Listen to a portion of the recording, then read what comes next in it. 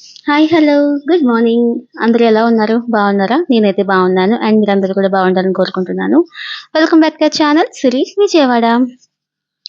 ఒకప్పుడు ఉప్మా అంటే చాలా చిరాకు పడేదాన్ని. ఆ రోజు టిఫిన్ చేయడమే మానేసేదనమాట. అలాంటిది ఏది త్వరగా అయిపోతుంది, ఇంట్లో త్వరగా చేసి పెట్టేద్దాం అన్నట్టు తయారయ్యాము.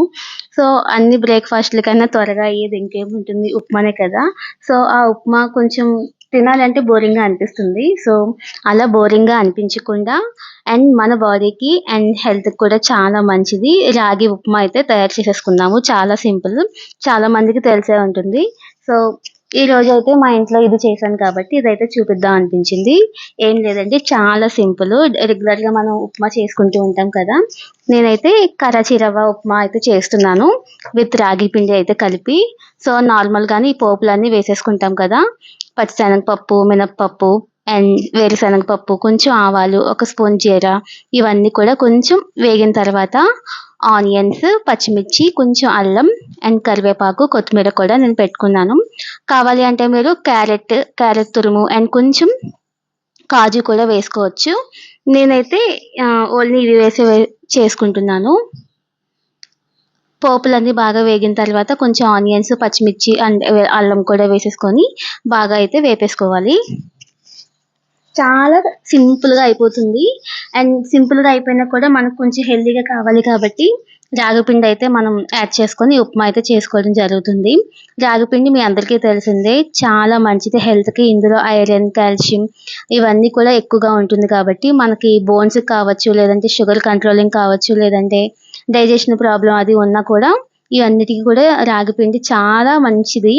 అండ్ ఉప్మా కూడా చాలా లైట్ వెయిట్‌లో ఉంటుంది కాబట్టి లైట్ వెయిట్ అంటే బరువులో కాదండి. మనం తిన్నా కూడా పొట్ట చాలా ఎక్కువ హెవీగా కాకుండా చాలా కంఫర్ట్‌గా అనిపిస్తుంది.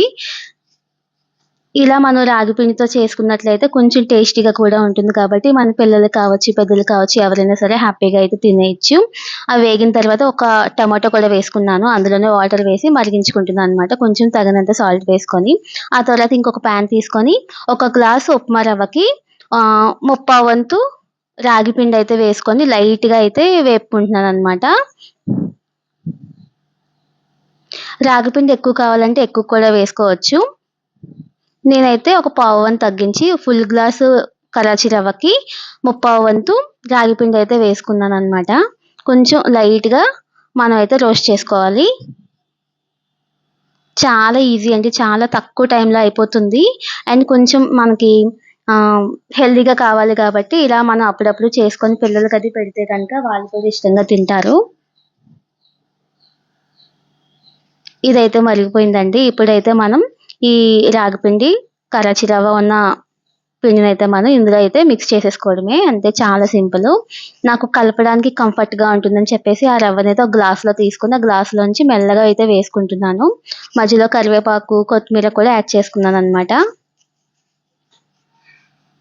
తక్కువ టైంలో హెల్తీగా కావాలి అనుకుంటే మాత్రం ఇలా ట్రై చేయండి. ఎప్పుడు ఉప్మా నార్మల్ ఉప్మాలు కాకుండా కొంచెం ఇలాంటి హెల్త్‌కి మంచి చేసేవి కూడా మనం యాడ్ చేసుకుంటూ తింటే గనక చాలా మంచిది.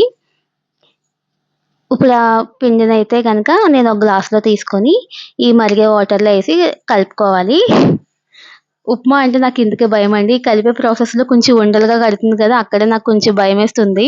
నార్మల్‌గా ఉప్మాలంటే అస్సలు ఇష్టం ఉండదు. అలాంటిది మ్యారేజ్ అయిన తర్వాత ఏది బ్రేక్‌ఫాస్ట్ త్వరగా అయిపోతుందో అదే చేయాలనిపిస్తుందనమాట. ఎందుకంటే అన్ని వంటలు మనమే చేయాలి. ఇంట్లో పనంతా మనమే చేయాలి కాబట్టి ఏ మాత్రం కొంచెం త్వరగా పనైపోతే రెస్ట్ తీసుకుందామా అనిపిస్తుంది.